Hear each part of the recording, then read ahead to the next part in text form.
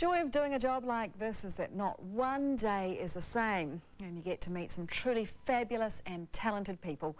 People like John Cleese, the man of Monty Python, Fawlty Towers and A Fish Called Wanda fame, not to mention more recently the Harry Potter and James Bond movies. And next month, John Cleese is taking to the New Zealand stage with his daughter Camilla, touring the country with a show called John Cleese, His Lifetimes and Current Medical Problems. Sounds interesting to say the least. Well, today I was lucky enough to spend half an hour on a bed in a hotel room with a very accommodating Mr. Cleese. This is sort of probably every middle-aged woman's fantasy. Oh, you think so? Being in bed with John Cleese. Well, I just had my 66th birthday, so I don't think there's too many of them around. I was briefly supposed to be a sex symbol. No, when was that? Oh, yes, that's right. It was after Wanda, when Wanda came out. Yes, you were. Yeah. With Jamie Lee Curtis, With yes. Jamie Lee Curtis. But what happened was, it didn't actually happen. What happened was the British papers reported that the American papers were saying I was a sex symbol, which was nonsense. None of them had said it. But then the British papers, of course, don't need any reference to reality at all. Yeah, I decided, though, when I wrote Fish Called Wanda, that the only way I would ever get the girl at the end of the movie is if I wrote the script. Yes, exactly. So the last time you were in a bed in New Zealand was 1964. 1964, yes. I'm hoping we've changed a bit. Well, we had a joke in the script about coffee, which we may have to take out, because I just had the best latte I've had in my life at a place called Pandoro, bottom of Queen Street. Staggeringly good coffee. I know you like wine, don't you? Wine, yes. Well, I was rather proud when you started putting out these wonderful wines. I think I began to notice them about 15 years ago, would that be right? That would be right. And a couple of years later, I was having dinner with Kenneth Branagh. I just make a movie with him, and we both discovered that we were great fans of Cloudy Bay. Said it was his favorite Sauvignon Blanc.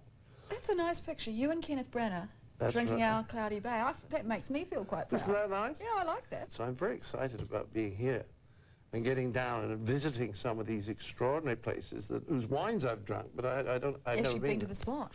Now listen, we did a sort of a competition, and we said, viewers, we've got John on, send us questions, and we've got like, pages and pages of questions, but I'll ask you some of our viewers' questions. I mean, I think probably the best one, and I'll find it because it's from you know how children manage to cut straight to the chase, don't they? 7-year-old Sarah Morley says, how do you come up with funny ideas, and why did you want to be a funny man? Ah. I like that. Well, I wanted to be a funny man because it meant I didn't have to be a lawyer. You see, I was going to be a lawyer. I left Cambridge in 1963, and I actually had a position with the solicitors to the Bank of England called Freshfields. And then I happened to be in this silly little show, and then somebody said, it's a very good little show, do you want to go to the West End? We said, the West End? And we were in the West End for 5 months, and I got a job offer at the BBC. And I didn't want to be a lawyer. I mean, I wasn't bad at it, but it didn't interest me. This felt more like fun. What was the other question? Because that was half of it. And that was half of it. It was, how do you come up with funny ideas? Oh, you rely on your unconscious. I mean that seriously. The answer is to Sarah that you just think around the subject just gently without trying too hard. There's a wonderful thing Alfred Hitchcock, the great English film director, used to say to his co-writer Hume Cronin, that Cronin quoted. He used to say, we're pushing too hard, we're trying too hard. The best ideas don't come when you're cudgeling your brains and terribly focused. You have to do a certain amount of concentrated thinking. And then, 7 hours later, when you're at dinner or in the bath or something, you think, oh, might be rather good. So in other words, you can't do it to order. It's not like mathematical thinking where you can sort of show your calculation. You have to sort of ask a question down to your unconscious, wherever it is, back or down or something. And then, at some point when the unconscious is in the mood, pop, up comes the light. Exactly.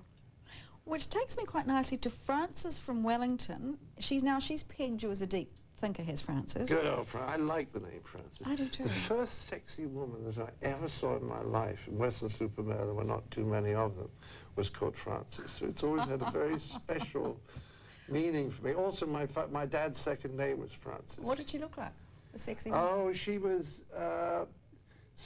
very interesting looking, highly intelligent. I tell you what happened. It was 1948, and more than anything in the world, I wanted to see the cup final. And there were about 3 people in Weston-super-Mare who had television sets.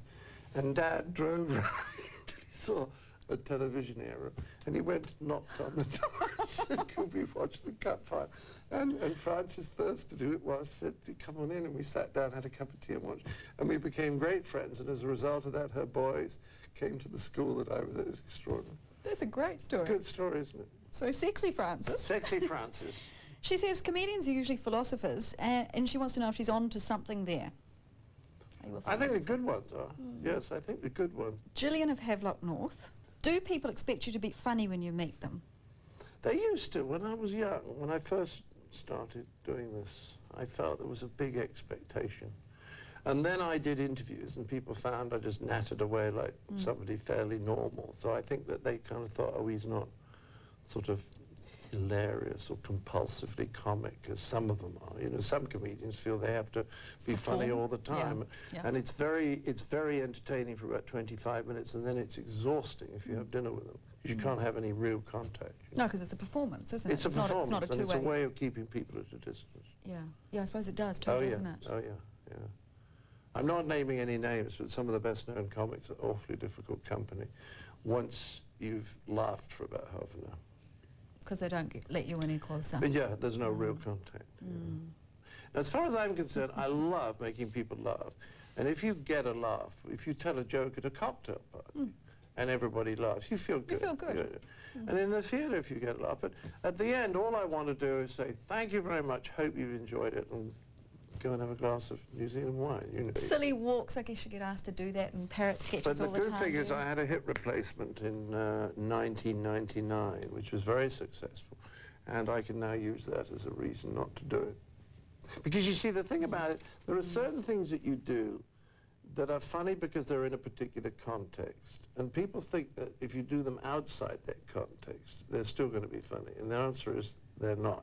So when people say, give us your funny walk, I know that it's not going to be very funny, so I'd rather not do something that was going to be embarrassing. What makes you laugh?